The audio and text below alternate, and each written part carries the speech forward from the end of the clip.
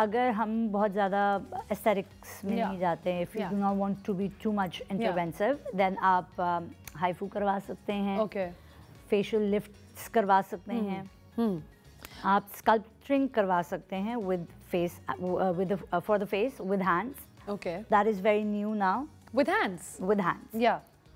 We had a lady, we had a herbalist who was talking about how she does it with serums and oils. Is it something like that? Serums and oils के साथ जो face lifting sculpting होती है, that is basically what I do is I do buccal massages. Okay. Right? That is intraoral. Okay. आपके oral massages के साथ आपके अंदर within the gums, right? Within the gums. Yeah. क्योंकि आपके masseter muscles जो होते हैं, ये usually teeth grinding की वजह से बहुत tensed हो जाते हैं. Yes. And बहुत सारे लोग मुंह में mouth guard पहनते हैं और उसकी वजह से उनको अपने jowls में इन जगहों में फर्क दिखने लगता है. They are sagging.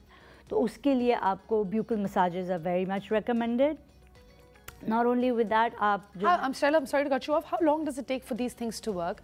Let's say if somebody comes to you for a procedure, you'll observe their skin. Let's take a hypothetical scenario कि मैं आपके पास आ रही हूँ.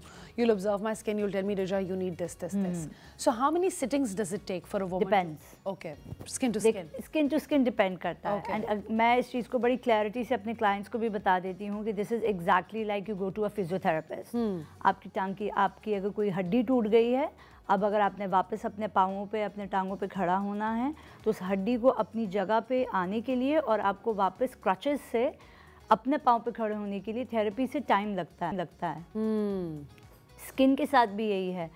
लोग बाज़ औक़ात ये समझते नहीं हैं, ख़वातीन स्पेशली ये नहीं समझती हैं कि स्किन आपकी बॉडी का सबसे लार्जेस्ट ऑर्गन है. ऑफ कोर्स, ठीक है, और सबसे स्लो भी चलता है. तो आप जो भी प्रोसीजर करा रहे हैं, वेदर इट बी आप इन्वेंसिव प्रोसीजर करा लें या आप हैंड्स ऑन करा लें, it is going to take time. और प्लस उसके साथ आपकी लाइफस्टाइल क्या है. लेट्स बी ऑनेस्ट रिजा, आप मेरे पास महीने में एक दफ़ा आएंगे, right? What matters the most is, जो सबसे ज़्यादा इंपॉर्टेंट चीज़ है कि आप पीछे के बाकी 29 दिनों में आप घर पर क्या कर रहे हैं. Of course, absolutely. आपके सोने का टाइम कैसा है, आप अपने फेस के साथ मसाज करते हैं कि नहीं करते हैं. So if you had to tell us some ways in which women who are sitting at home right now could do a massage, a face massage, like let's say something for the laugh lines. I have laugh lines. So like for laugh lines, especially जो nasolabial folds की होती हैं, it's very easy. अगर आप अपने हाथ की 4 उंगलियां लें और यहाँ से यूँ पकड़कर, you just keep on doing like this to your thing, laugh lines को, right? Yeah. Every day. ऊपर की तरफ या sideways? नहीं, sideways. It's always sideways, right? Okay. You keep on doing. एक तो ये बहुत अच्छी एक्सरसाइज है. आपकी लाफ लाइंस कम होना शुरू हो जाती हैं. By age is by the way 44 and I do not have a single laugh line. How cool. ठीक है. सो एक ये एक्सरसाइज है. दूसरी एक्सरसाइज ये है कि आप अपनी टंग को रोल कर सकते हैं. Oh, just where the laugh lines are. Exactly. Just where the laugh lines are, up and down. और ये आप each side पे आप 10 sides, आप 10 times जो हैं आप इसके 3 reps कर सकते हैं. डेली करें. इसके लिए आपको ज़रूरी नहीं है टाइम निकालने के लिए. एग्जैक्टली. आप नेटफ्लिक्स देख रहे हैं, आप बिंज वॉचिंग कर रहे हैं, you can do that.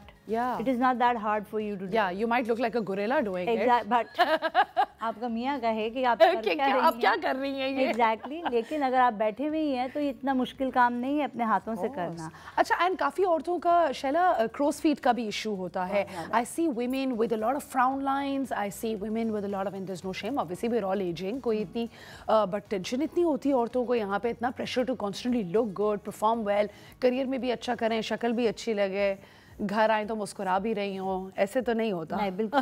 Pro feats के लिए इट्स वेरी सिंपल. आप अपनी उंगली का एक हुक बनाएं, यू पास इट ऑन. ठीक है. एक तो इस तरीके से आप 10 दफ़ा करें ईच साइड पे. ये आपकी ऑर्बिटल आई बोन के लिए भी बहुत अच्छा होता है. प्लस उसके साथ आपकी डीप पफिंग भी होती है.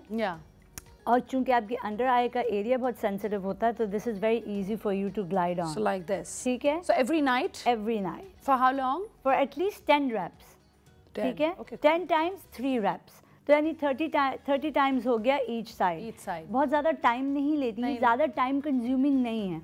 अब हमारे यहाँ की औरतों के साथ मसला सिर्फ इतना है, बर्दाश्त नहीं है. सब्र नहीं है, बर्दाश्त नहीं है. दोनों चीज़ें हैं. वो ये कहती है कि अगर आज हमने कोई क्रीम खरीदी है या अगर आज हमने कोई ट्रीटमेंट कराई है तो उसका इफेक्ट हमको यूं करके मिल जाए. नहीं मिलेगा.